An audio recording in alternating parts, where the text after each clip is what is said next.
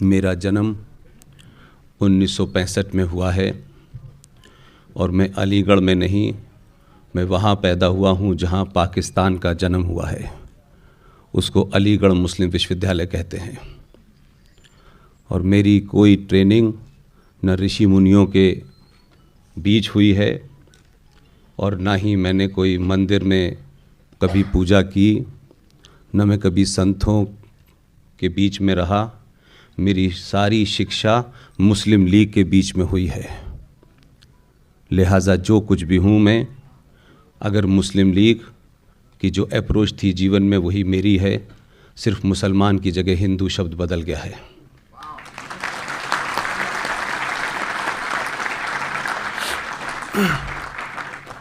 मेरे परिचय में मुझे दार्शनिक तक कहा गया। ये सारे शब्द मुझे बहुत भारी लगते हैं और शायद मैं उनके लिए नहीं हूँ और ना ही ऐसे शब्दों को मुझे कभी लगता है कि मेरे नाम के साथ जुड़ें। मैं बहुत साधारण सा आदमी हूँ, एक ही बात कहता हूँ और जो भी मैंने कहा अब तक पिछले 7 साल में, एक ही बात पे जोर दे रहा हूँ कि आप अगर किसी लालच से बाहर निकलेंगे तो आपके अंदर से डर निकल जाएगा। लालच आदमी के अंदर डर पैदा करता है और डर उसके बाद आपको कायरता में बदल जाता है। इसलिए कुछ नहीं करना है, कोई नई फिलॉसफी नहीं देनी है।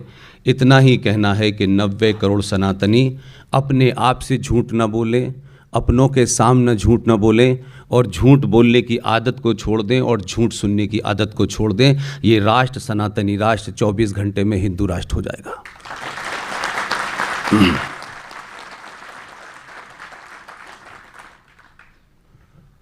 आपके शहर के बारे में मुझे पता चला थोड़ी देर पहले कि भारत की जो तथाकथित आज़ादी की डेट थी 15 अगस्त 1947, तब भी आप गुलाम थे। आप 1 जून 1949 को आज़ाद हुए। इस भारत में आपको आज़ाद होने के लिए 2 साल का इंतज़ार करना पड़ा। मुझे ये भी बताया गया कि यहाँ भी डायरेक्ट एक्शन हुआ था जो 16 अगस्त 1946 को कलकत्ता में हुआ, जहाँ शहीद हुसैन सोहरावर्दी की देखरेख में 15,000 हिंदुओं को मारा गया। मुझे ये भी बताया गया कि आपके शहर में सनातनी महिलाएं जब सड़कों पे साड़ी पहन के निकलती थीं तो जिहादी उनके ऊपर पान की पीक किया करते थे। आपकी स्थिति ये थी। हम कुछ समझते हैं कि बहुत कुछ बदल गया है, सरकारें बदल गई हैं, लेकिन पान की पीक करने वाले अभी तक जिंदा हैं। इसलिए सरकारों के बदलने से राष्ट्र नहीं बदलते हैं, राष्ट्र के बदलने से सरकारें बदलती हैं। इसलिए हमने जिस तत्व को पकड़ा है सनातनी हिंदू ने, वो ये समझता है कि सब कुछ की चाबी सरकार के पास है। इसलिए आम भाषा में भी हम लोग यही बात करते हैं कि मैं देश के लिए जान दे सकता हूं। देश ना आपसे जान मांग रहा है और ना आप देश के लिए जान दे सकते हैं। इसलिए तमाम हमारे बुद्धिजीवियों ने, इस समाज को डायरेक्शन देने वालों ने, मठों में, मंदिरों में जो लोग भी थे, उन्होंने अपनी भूमिका निभाई होगी। मेरा उनसे कोई शिकायत है नहीं। लेकिन मुझे लगता है कि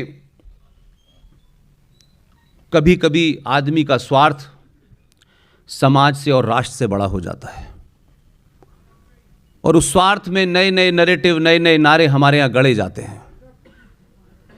वो नारे तत्कालिक तौर पे किसी के लिए अच्छे हो सकते हैं, किसी संगठन के लिए हो सकते हैं, किसी सरकार के लिए हो सकते हैं, लेकिन राष्ट्र के लिए सच हो ऐसा नहीं होता।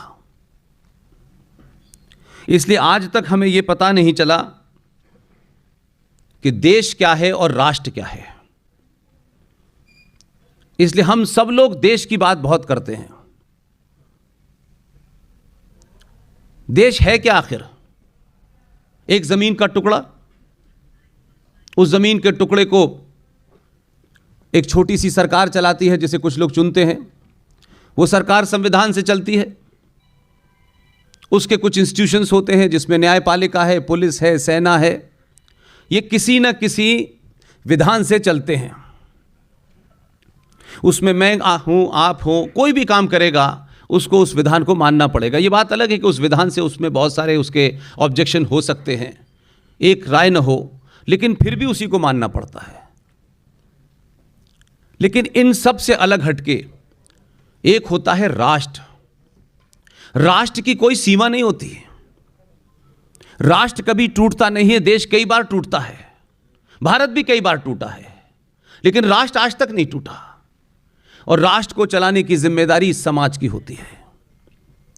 राज चलता है मेरे सरोकारों से, मेरी आस्थाओं से, मेरी परंपराओं से।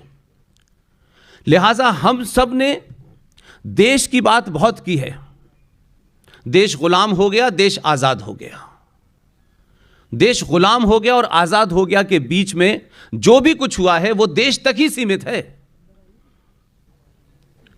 कुछ अंग्रेज चले गए, लेकिन हमने अपने कायरता के चलते, लालच के चलते, डर के चलते, कुछ पाने के लिए आज तक हम सच नहीं बोलना चाहते। इसलिए मैं कहता हूं कि देश तथाकथित तौर पे आजाद हुआ, लेकिन राष्ट्र आज भी गुलाम है। आपको लगता होगा कि मैं कोई बहुत ही अजीब सी बात कह रहा हूं। सत्ता में हिंदुस्तानी बैठे हैं, भारत के मूल के लोग हैं, हमारे अपने ही लोग हैं, लेकिन फिर भी आपको यह क्यों नहीं लगता है कि यह राष्ट्र आपका है, यह देश आपका है? उसकी मूल वजह यह है कि भारत के इतिहास में कहीं यह डेट नहीं मिलती कि 15 अगस्त 1947 को भारत आजाद हुआ है। और जो लिखा हुआ है उसे समाज नहीं पढ़ना चाहता, उसे हमारे इतिहासकार बताना नहीं चाहते, उन्हें विश्वविद्यालयों में नहीं बचाया जाता। और यहां नहीं, इंग्लैंड की लाइब्रेरी में भी है, उनके अपने संविधान में भी है, और बहुत बड़ा बड़ा लिखा हुआ है, तब भी हम झूठ बोलते हैं, क्योंकि हमें झूठ बोलने की एक बीमारी लग गई है। क्योंकि झूठ बोलने से सब कोई ठीक ठाक रहते हैं, कोई नया विवाद नहीं पैदा होता। जिन राष्ट्रों में नया विवाद पैदा करने की क्षमता नहीं होती, वो आजीवन गुलाम रहते हैं। 15 अगस्त 1947 से पहले ही यह ट्रांसफर ऑफ पावर था। यह ट्रांसफर ऑफ पावर इसलिए था कि 1958 तक सुभाष चंद्र बोस के घर की जासूसी कराई गई।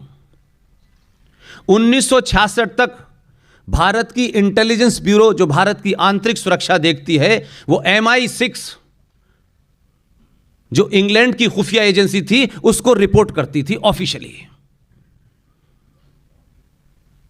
आजादी के वक्त पाकिस्तान और भारत के दोनों के सेना के अधिकारी अंग्रेज थे, और बहुत बाद तक लोग यहां से गए हैं। लेकिन हम 15 अगस्त 1947 को, इसलिए कि अंग्रेजों ने जापान पे विजय पाई, उन्होंने कहा बस इस दिन घोषित कर दीजिए, उसी दिन से हम आजाद हो गए। सरकारें बदली, सरकारों में नए चेहरे आए, सरकारों ने अपने हिसाब से काम किया, लेकिन कोई भी सरकार आपके जो आस्थाएं थीं, आपकी जो परंपराएं थीं, आपकी जो निष्ठाएं थीं, उससे बहुत दूर नजर आती थी। इसके मूल में हम नहीं गए। 70 सालों में कई सारे मंथन हमारे यहां हुए कि इसका कारण क्या है। इसलिए हमारे देश में ज्यादातर लोगों ने सरकार के बदलाव पे बहुत जोर दिया। ये सरकार आ गई है, अब इसके खिलाफ लड़ना है, ये सेकुलर है, ये वामपंथी है, ये समाजवादी है, ये मिलीजुली है। लेकिन बहुत कम लोगों ने राष्ट्र को जागृत करने की कोशिश की, सच बताने की कोशिश की। इसलिए मैं, चाहे मेजर जनरल GD बख्शी साहब हो, कर्नल RS सिंह साहब हो, सुशील पंडित हो, अंकुर शर्मा हो, ललित अंबरदार हो, ये तमाम सारे लोग न किसी पार्टी के हैं, न किसी विचारधारा के हैं, न किसी हिंदू संगठन के हैं। कौन सी ऐसी वजह है कि ये लोग जो बात कह रहे हैं, आप तमाम सारे लोगों के दिल में वो बात लग रही है, और आप इतनी बड़ी तादाद में, चाहे ये भोपाल हो, चाहे वो इंदौर हो, चाहे कर्नल आर सिंह साहब आज पटना में बोल रहे हैं, सब जगह लोग क्यों पहुंच रहे हैं? क्या हमसे पहले बड़े लोग नहीं थे? क्या ज्ञानी लोग नहीं थे, इतिहासकार नहीं थे? उसकी एक ही वजह मैं ढूंढता हूं, जो भी जिस पद पे बैठा था उसने उस पद को अपने अधीन बनाए रखने के लिए सत्ता ने जो बोली बोली उसी को उसने रटना शुरू कर दिया। सत्ता से जीवन भर कुछ मिलता रहे, रिटायर होने के बाद एक्सटेंशन मिल जाए, एक्सटेंशन के बाद फिर जीवन का एक्सटेंशन मिलता नहीं है, लेकिन सच बोलने की बारी आती नहीं है। ये जो कुछ पाने की हमारी बीमारी है, उस बीमारी ने हजारों साल की परंपरा, उसकी आस्थाएं, उस संस्कृति के मानने वालों को दुनिया में ऐसा बेआबरू किया है कि हम आज भी, लगता है टेलीविजनों पे, मीडिया के द्वारा आपको लगता हो सकता है 7-8 साल से आपको लगना शुरू हो कि पूरी दुनिया हमारा लोहा मान रही है, लेकिन जिन बातों पे दुनिया हंसती है हमारे ऊपर, उस पे हम कम गौर करते हैं, क्योंकि हम गौर करेंगे तो फिर हमको कुछ उसके लिए करना पड़ेगा, हमको कुछ छोड़ना पड़ेगा, हमको घर से निकलना पड़ेगा, हमको अपने स्वार्थों से ऊपर उठना पड़ेगा। लिहाजा हम उस तरफ जाना नहीं चाहते।